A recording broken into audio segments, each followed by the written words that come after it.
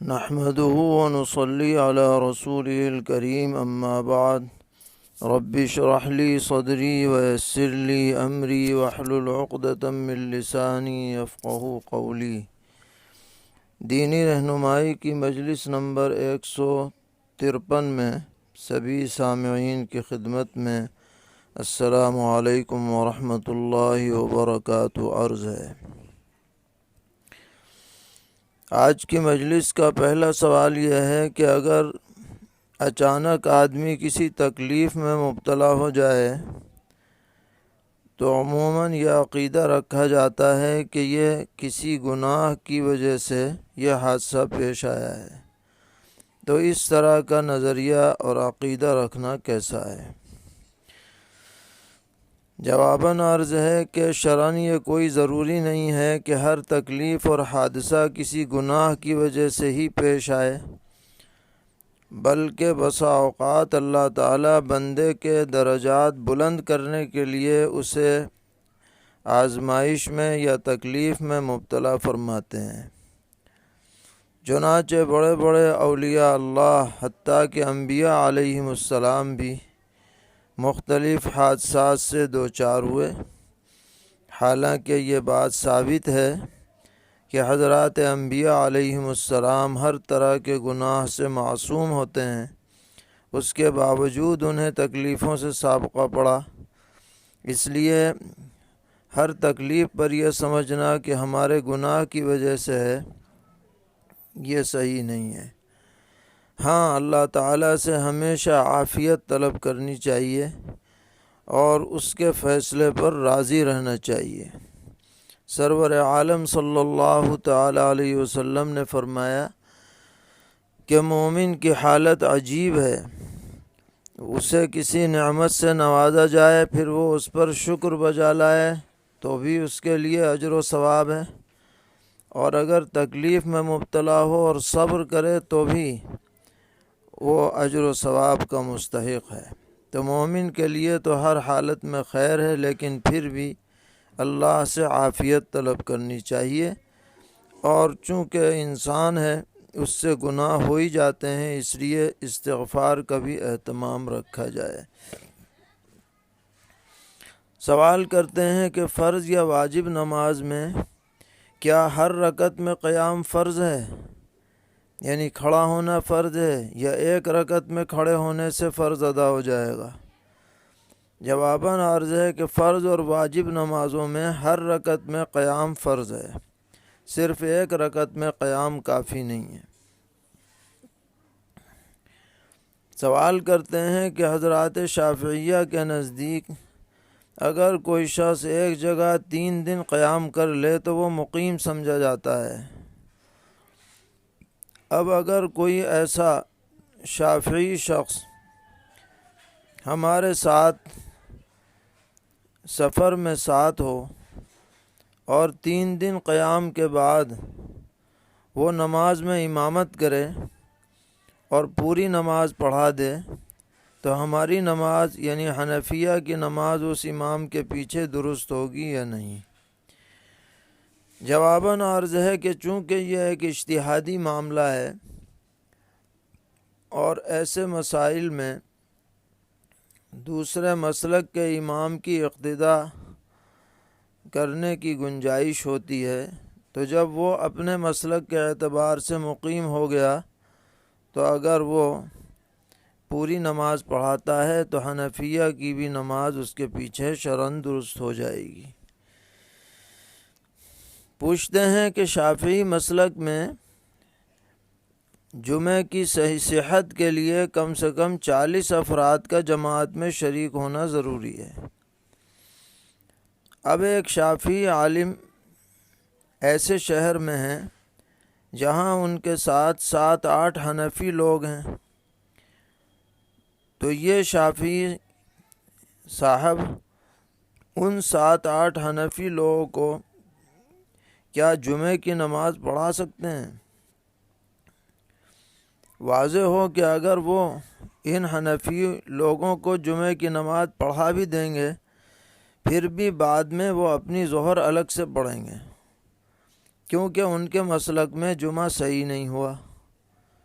تو احناف کی جمعہ کی نماز ان کے پیچھے اس شہر میں درست ہوگی یا نہیں؟ جواباً عرض ہے کہ جب یہ شافعی امام کے نزدیک وہاں جمعہ کا قیام ہی صحیح نہیں ہے تو جمعہ کی امامت بھی ان کی معتبر نہیں ہوگی، لہٰذا ان کے پیچھے پڑھنے والے احناف کی نماز بھی جمعہ کی ادا نہیں ہوگی۔ اس لیے چاہیے کہ وہ شافعی امام امامت کرنے کے بجائے کوئی حنفی امامت کرے، تو بڑے شہر میں 7-8 آدمی اگر جمعہ کی نماز حسب شرائط پڑھتے ہیں تو ان احناف کی نماز صحیح ہو جائے گی۔ سوال کرتے ہیں کہ مکبر کو امام کے بالکل ساتھ ساتھ تکبیر کہنی چاہیے یا امام کی تکبیر اور سلام پورا ہونے کے بعد تکبیر اور سلام کے کلمات ادا کرنے چاہیے؟ جواباً عرض ہے کہ قدر تاخیر سے تکبیرات کہی جائیں، البتہ یہ نہ ہو کہ امام کی پوری تکبیر ہو جائے پھر مکبر کہے، یہ انتظار نہ کیا جائے، بلکہ امام جب 1-2 لفظ بول چکے تو یہ تکبیر کہہ دے۔ اسی طرح سلام میں بھی اس کا اہتمام رکھا جائے۔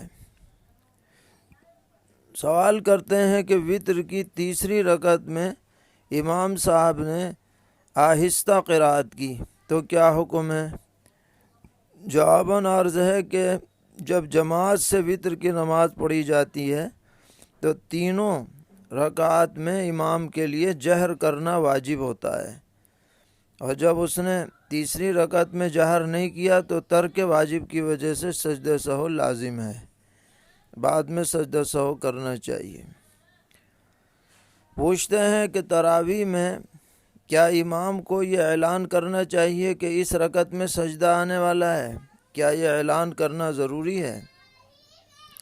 جواباً عرض ہے کہ ضروری تو نہیں ہے، لیکن جہاں مناسب سمجھیں اعلان کر دیں تو اس میں کوئی حرج بھی نہیں ہے، لیکن اس کا التزام نہ کیا جائے۔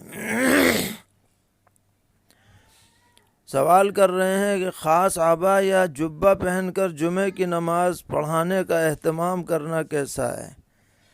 جواباً عرض ہے کہ جمعہ کے دن اچھے سے اچھا لباس پہننا مستحب ہے، اس لیے اگر اس نیت سے کوئی جبہ پہنتا ہے تو اس کی گنجائش ہے۔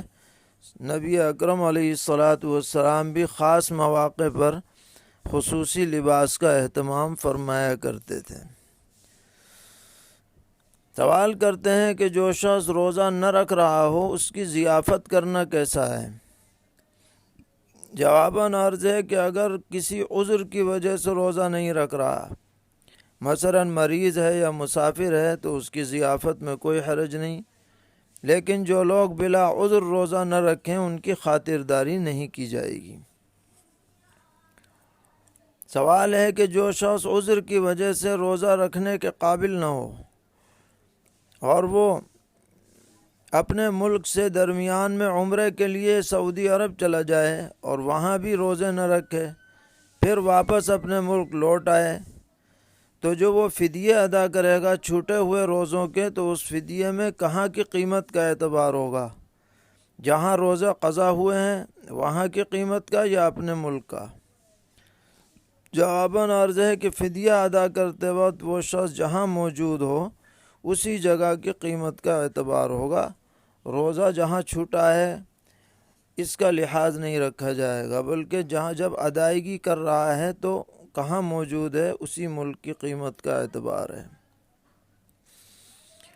پوچھتے ہیں روزے کی حالت میں اگر غسل واجب ہو جائے، احتلام ہو جائے، تو کیا کلی اور ناک میں پانی ڈالے بغیر غسل صحیح ہو جائے گا؟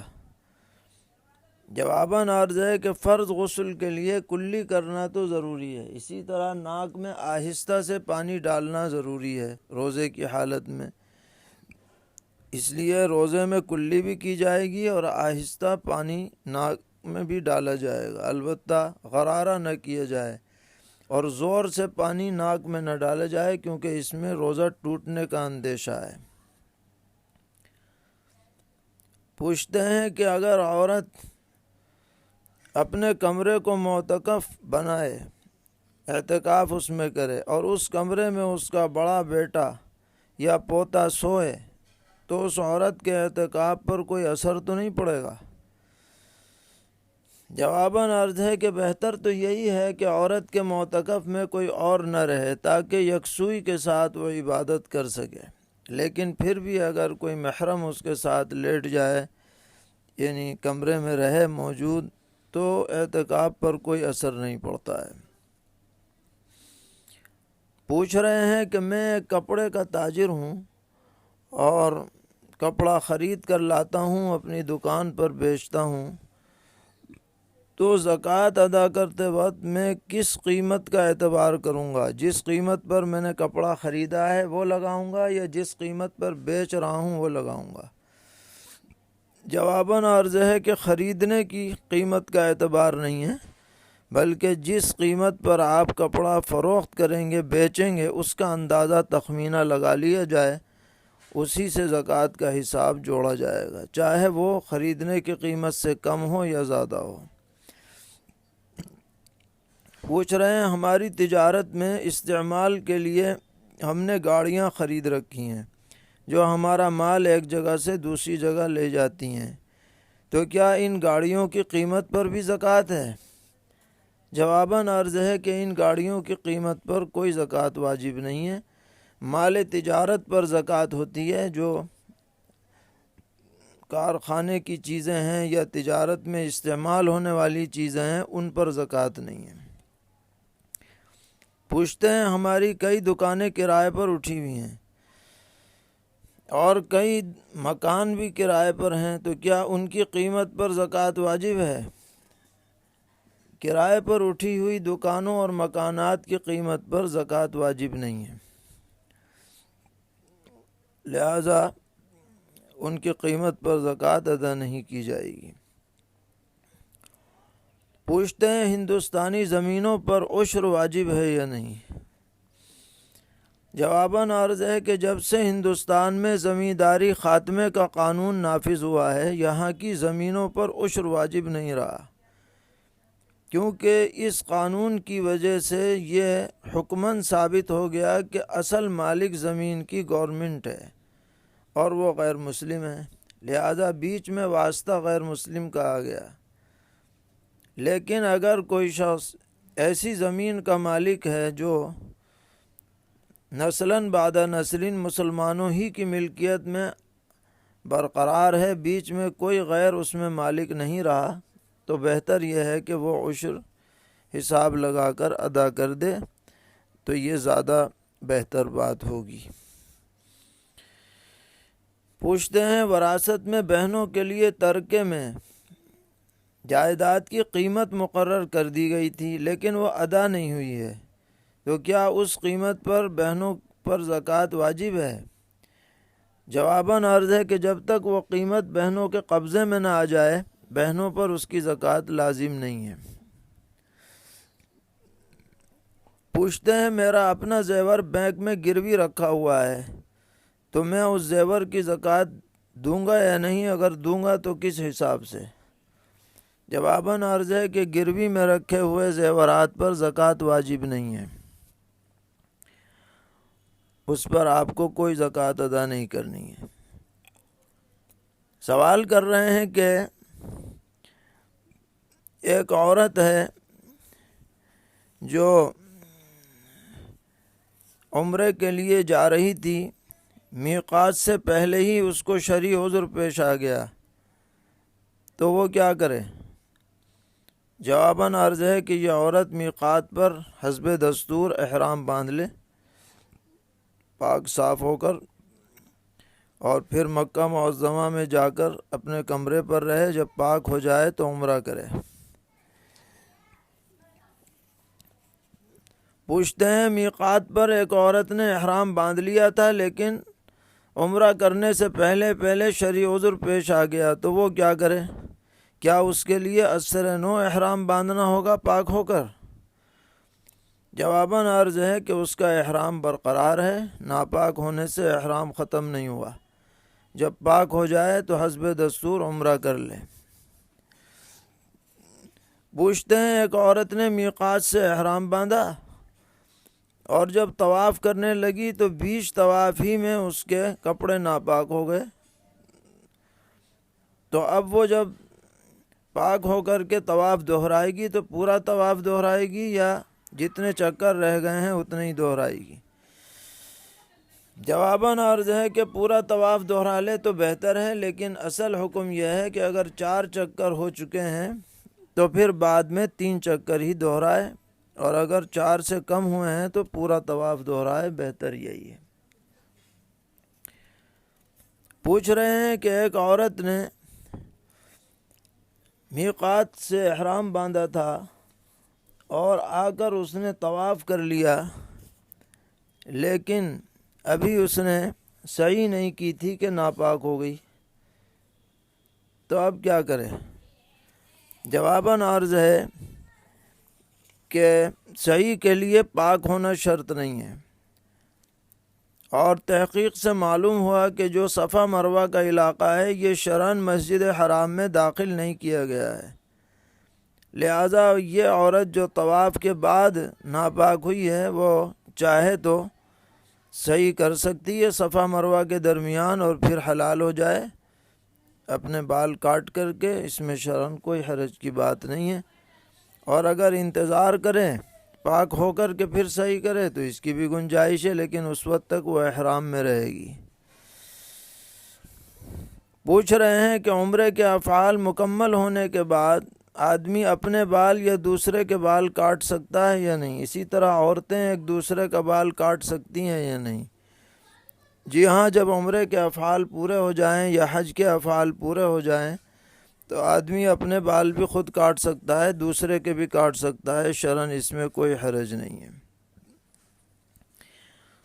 پوچھ رہے ہیں کہ حرمین جانے والوں کے لیے مسجد حرام میں اعتکاف افضل ہے یا عمرہ بار بار کرنا افضل ہے؟ جواباً عرض ہے کہ مسجد حرام کی افضل ترین عبادت طواف ہے، اور اعتکاف کرنے سے طواف میں کوئی خلل نہیں پڑتا، اس لیے اعتکاف کرے اور ساتھ میں طواف بھی کرتا رہے، یہ افضل ترین عمل ہوگا ان لوگوں کے لیے۔ بار بار عمرے کے مقابلے میں کثرت طواف افضل ہے۔ پوچھتے ہیں کہ ہمارے ایک عزیز ریاض میں رہتے ہیں، انہیں کمپنی کے کام سے جدہ آنا پڑتا ہے، تو کیا انہیں جدہ آتے وقت احرام باندھنا ہوگا؟ جواباً عرض ہے کہ ریاض سے جدہ آنے کے لیے احرام لازم نہیں ہے، بغیر احرام کے آ جا سکتے ہیں۔ ہاں البتہ مکہ معظمہ اگر آئیں گے تو احرام باندھ کر عمرہ کرنا ہوگا۔ پوچھ رہے ہیں کہ احرام کی لنگی میں کمربند ڈال کر باندھنا کیسا ہے؟ جواباً عرض ہے کہ ایسا کرنا پسندیدہ نہیں ہے، لیکن اگر کسی نے ڈال لیا تو اس کی وجہ سے کوئی جنایت لازم نہیں۔ سوال کرتے ہیں کیا لنگی یا بنیان پہن کر قرآن پاک کی تلاوت کر سکتے ہیں؟ جواباً عرض ہے کہ کر تو سکتے ہیں، لیکن افضل بہتر یہ ہے کہ اچھے سے اچھے لباس پہن کر قرآن کی تعظیم کا لحاظ کرتے ہوئے تلاوت کی جائے۔ پوچھتے ہیں بلا عذر لیٹ کر قرآن پڑھنا کیسا ہے؟ لیٹ کر بھی قرآن پڑھا جا سکتا ہے، سطر ڈھکا ہوا رہے، اور فقہا لکھتے ہیں کہ اگر لحاف یا چادر اوڑھے ہوئے ہے تو سر کھلا ہوا ہو، اس حالت میں تلاوت کی جائے، یہ آداب میں سے ہے۔ سوال کر رہے ہیں کہ غیر عالم کے لیے علماء والا لباس پہننا، عمامہ اور پنٹھے بال رکھنا کیسا ہے؟ جواباً عرض ہے کہ شریعت میں عالم اور غیر عالم کے لیے کوئی الگ لباس نہیں ہے، جو صلحاء کا لباس ہے وہ سب کے لیے ہے، عالم ہو یا غیر عالم پہن سکتے ہیں، اس میں شرعاً کوئی حرج نہیں ہے، بلکہ نیک لوگوں کی مشابہت اختیار کرنا بہتر ہے۔ پوچھتے ہیں کہ متوفی عنہا کے شوہر کی ایک دکان تھی، اسی سے گھر کا خرچہ چلتا تھا، اب اس دکان پر عزیزوں کی بری نظر ہے، تو بیوہ یہ چاہتی ہے کہ وہ خود دکان پر بیٹھے تاکہ گزر اوقات ہو سکے، اس کے علاوہ اس کے گزر اوقات کا کوئی ذریعہ بھی نہیں ہے۔ جواباً عرض ہے کہ دن کے اوقات میں ضرورتاً وہ دکان پر بیٹھ سکتی ہے، اپنے معاش کا انتظام کر سکتی ہے، شرعاً اس کی گنجائش ہے۔ پوچھتے ہیں میری گاڑی سے ایک شخص کا ایکسیڈنٹ ہوا جس سے اس کی ٹانگ ٹوٹ گئی، اب وہ مجھ سے تاوان مانگ رہا ہے، تو کیا میں اپنی لائف انشورنس کی رقم سے اس کا تاوان دے سکتا ہوں؟ جواباً عرض ہے کہ اپنی جائز آمدنی سے تاوان دیا جائے گا، لائف انشورنس سے جو زائد رقم ملتی ہے اس سے تاوان کی ادائیگی نہیں ہوگی۔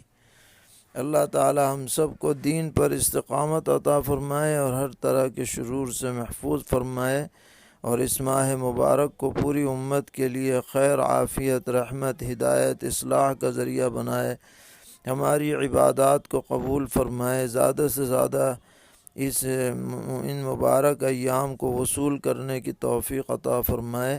وصلی اللہ تعالی علی خیر خلقہ محمد وآلہ وصحبہ اجمعین برحمتک یا ارحم الراحمین۔